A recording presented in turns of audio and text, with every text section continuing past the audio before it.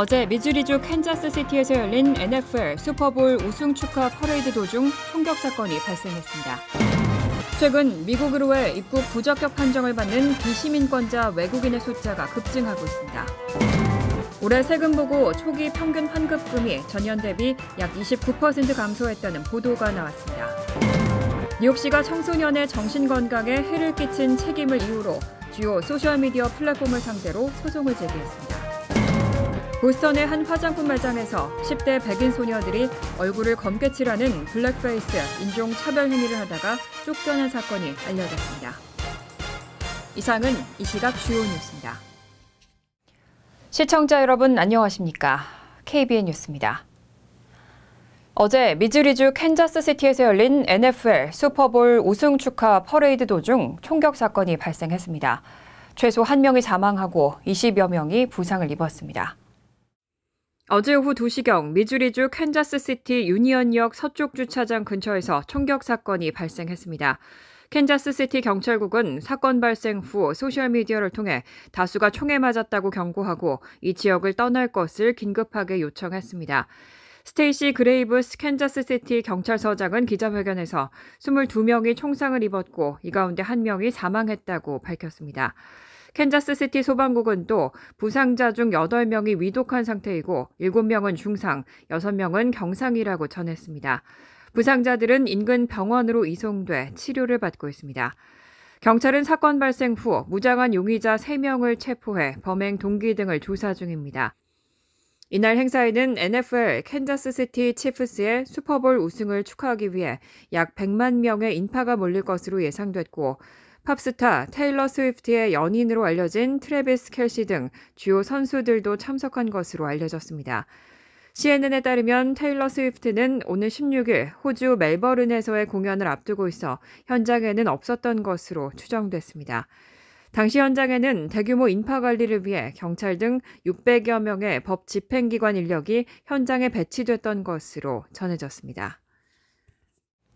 최근 미국으로의 불법 이민 시도가 크게 증가하고 있습니다. 공항과 항만, 국경 검문소 등에서 입국 부적격 판정을 받는 비시민권자 외국인의 숫자도 급증하고 있습니다. 시라큐스 이민연구소 TRAC에 따르면 2023년 1월부터 10월까지 공항이나 항만, 국경 검문소를 통해 미국에 입국하려다 부적격 판정을 받은 비시민권자 외국인은 78만 8,953명에 달했습니다. 2022년 한 해 동안의 부적격 판정을 받은 38만 652명과 비교할 때 2배가 넘는 107.3% 급증한 수치입니다.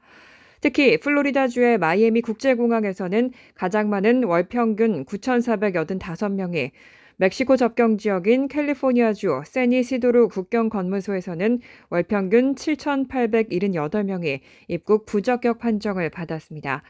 이외에도 텍사스의 여러 검문소에서 상당수의 입국 부적격자가 발생했습니다. 공항 중에서는 플로리다주 로더데일 국제공항에서 5,201명, 뉴욕 JFK 국제공항에서 3,253명 등이 10위권 안에 포함됐습니다. 다만 입국 부적격 판정을 받더라도 인도주의 차원에서 조건부 입국이 허용되는 경우가 적지 않습니다.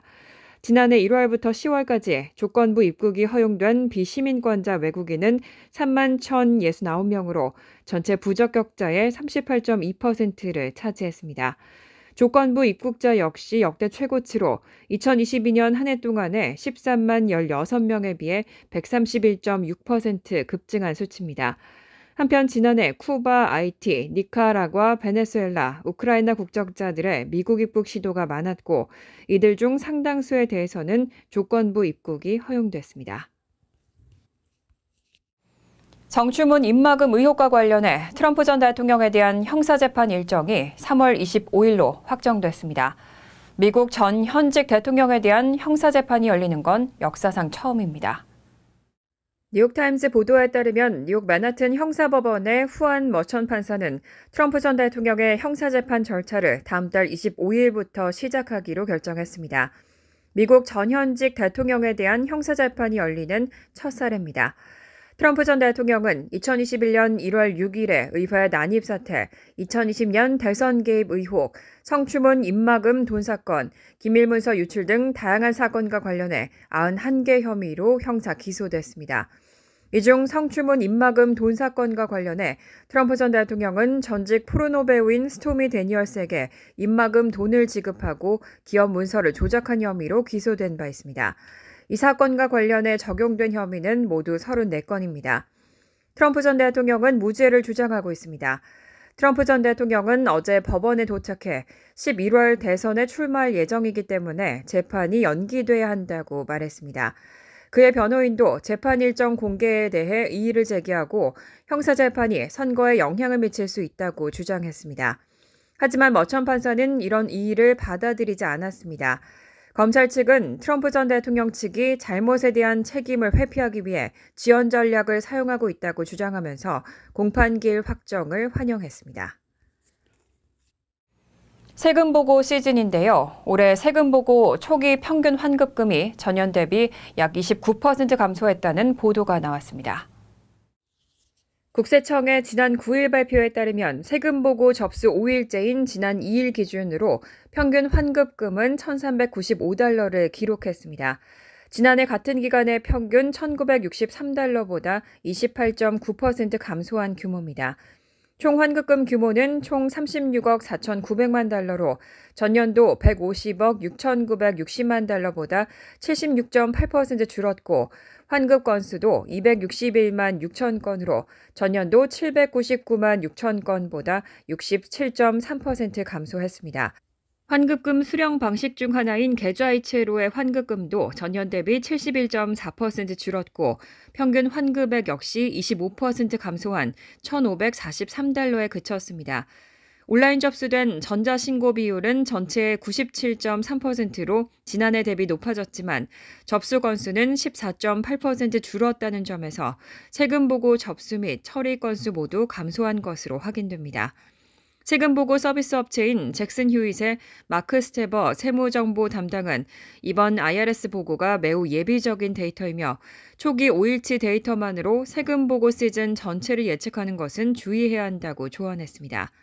스테버는 또한 일반적으로 조기 신고자 중에는 근로소득세 수령자나 자녀 세액공제 수령자들이 포함되지 않기 때문에 높은 인플레이션의 영향으로 앞으로 더 많은 환급금이 지급될 것으로 예상한다고 밝혔습니다.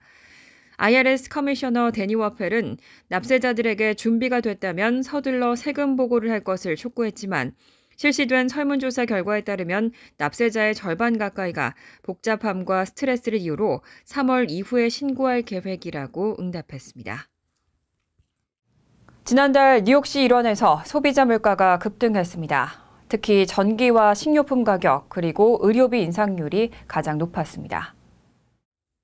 노동통계국에 따르면 1월 뉴욕시, 뉴악, 저지시티 등 뉴욕시 일원의 물가 상승률은 전월 대비 1%로 전국 도시지역 평균인 0.3%를 크게 웃돌았습니다.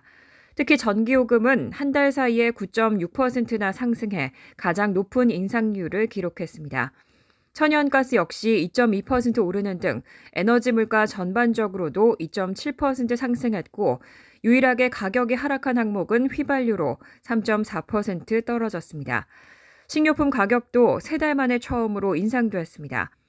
음료 2.6%, 유제품 2%, 육류, 가금류, 생선, 달걀은 1%가 올랐고 과일, 채소, 시리얼 및 베이커리 등 다양한 항목에서 가격 상승이 관찰되면서 평균 인상률은 0.5%였습니다.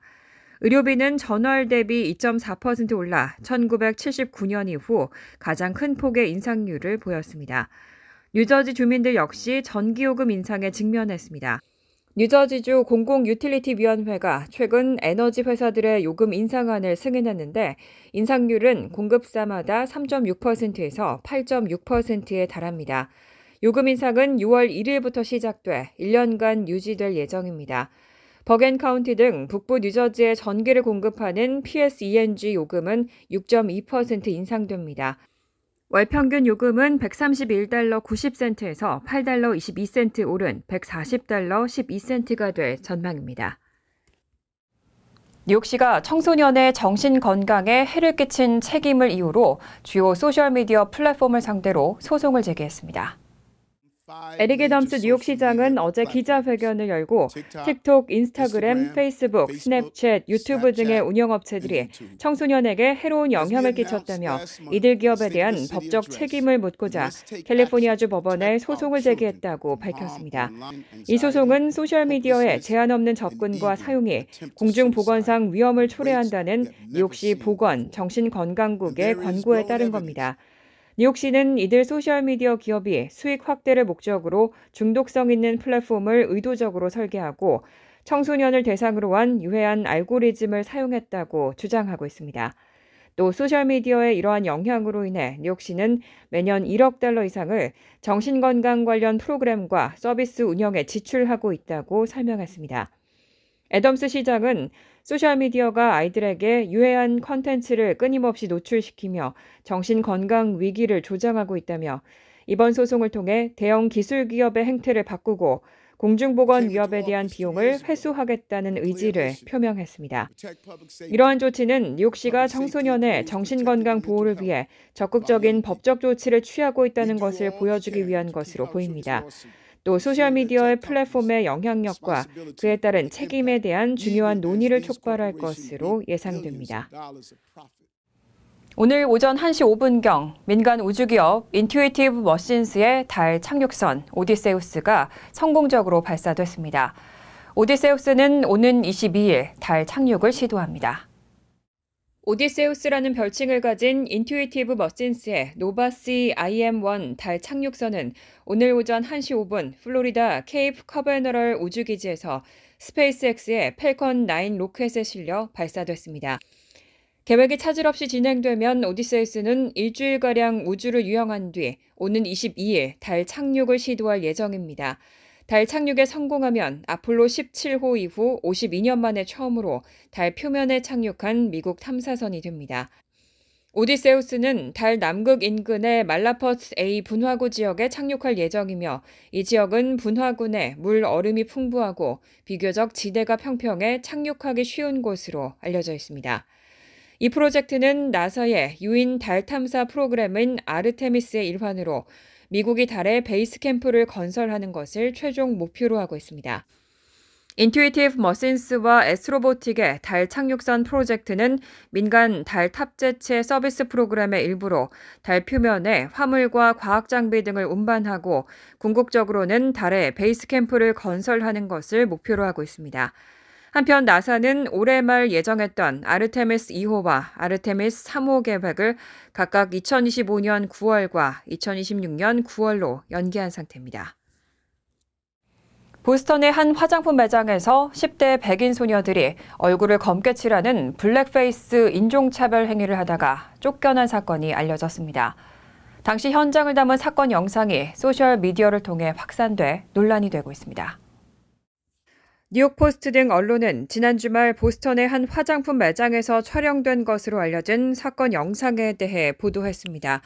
SNS를 통해 확산된 이 영상에서는 10대 백인 소녀 3명이 찍혔는데 이들 중 2명은 매장의 샘플 제품을 사용해 얼굴을 검게 칠한 모습이었습니다.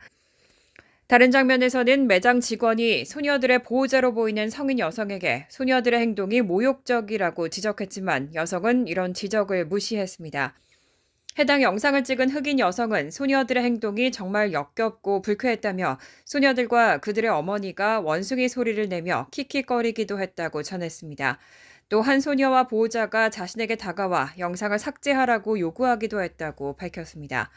사건이 발생한 화장품 회사는 해당 손님들을 매장에서 퇴장시켰고 이런 행동을 용납하지 않는다는 성명을 발표했습니다. 블랙페이스는 백인 배우들이 얼굴을 검게 분장하고 흑인을 희화한 19세기 미국의 민스트럴 쇼에서 유래한 인종차별적 행위로 현재는 금기시되고 있습니다. 이 사건은 인종차별적 행위와 관련한 사회적인 문제를 다시 한번 부각시켰습니다. 해당 영상의 댓글에는 청소년들의 장난이라고 두둔하는 목소리도 있지만 많은 사람들은 인종차별에 대한 인식 개선과 책임 있는 행동의 중요성을 강조하고 있습니다. 간추린 소식입니다. 콜로라도주 앵그로드 경찰은 어제 1800년대 초 제작된 조지 워싱턴 초상화가 도난당해 수배 중이라고 밝혔습니다. 경찰에 따르면 초상화는 지난달 10일 한밤중 도난당한 것으로 추정됩니다. 앵그로드에 있는 한 창고에 보관돼 있었으며 한 가문이 50여 년간 소유했던 작품으로 알려졌습니다. 초상화는 너비 약 60cm, 길이 약 76cm 크기로 금색 액자에 담겨 있습니다. 경찰은 이 초상화의 역사적 중요성을 고려할 때 경제적 가치를 정확하게 추정하기 어렵다고 설명했습니다. 경찰은 초상화를 되찾기 위해 대중의 도움이 필요하다며 최대 $2,000의 포상금을 내걸었습니다. 비영리단체 법률구조협회는 어제 에릭 애담스 뉴욕시장에 대해 임대료 지원, 주택 바우처, 시티 팹스 수혜자를 늘리는 조례안을 따르지 않는다는 점을 지적하며 소를 제기했습니다. 망명 신청자 수용 쉘터 운영 비용이 시의 재정에 큰 부담을 끼친다는 아담스 시장과 그렇지 않다는 시의회 간의 이견에 따른 결과입니다. 쟁점은 망명 신청자 쉘터가 늘어남에 따라 수혜자가 더 많아지도록 지난해 시의회가 통과시킨 조례안 패키지입니다. 아담스 시장은 지난해 7월부터 수차례 거부했고 시의회는 고소 방침을 밝혔습니다. 협회는 새 조례안 패키지에 따라 시티 팹스 수혜 자격이 있어도 받지 못하는 이들을 대신해 집단 소송을 제기했습니다. 뉴욕주 검찰과 뉴욕주 교육부는 13일 칼리지 보드와 $75만 벌금에 합의했다고 발표했습니다. 학생의 개인정보를 침해하고 해당 데이터를 불법 판매한 혐의입니다.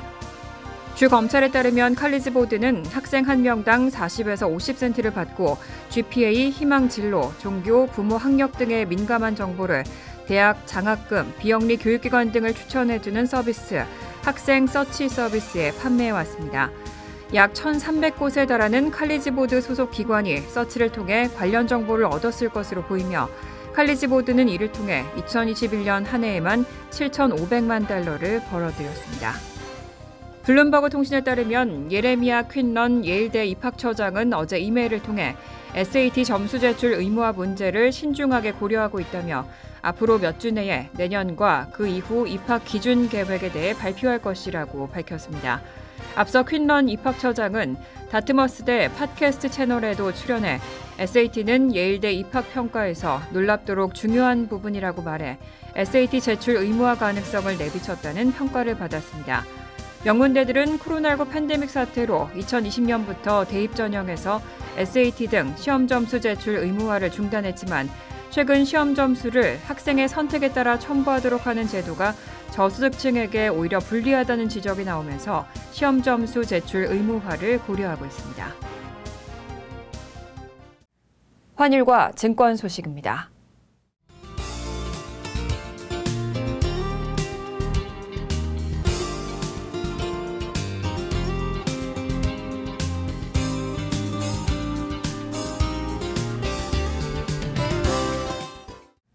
이어서 날씨입니다. 금요일은 화창하지만 밤늦게는 적은 양의 눈이 내리는 곳이 있겠습니다. 낮 최고 기온은 38도, 섭씨 3도, 밤 최저 기온은 31도, 섭씨 영하 1도로 예상됩니다. 토요일은 흐린 가운데 오전 한때 눈 내릴 가능성이 있습니다. 일요일은 화창하겠습니다. 이상으로 KBN 뉴스를 마칩니다. KBN과 함께 즐거운 저녁 되시기 바랍니다. 우리 동부 최대 한인방송 KBN이 제작하는 KBN 뉴스는 웹사이트 mykbn.com 그리고 유튜브와 페이스북에서 다시 보실 수 있습니다. 좋아요, 구독, 알림 설정은 뉴스 제작에 큰 도움이 됩니다.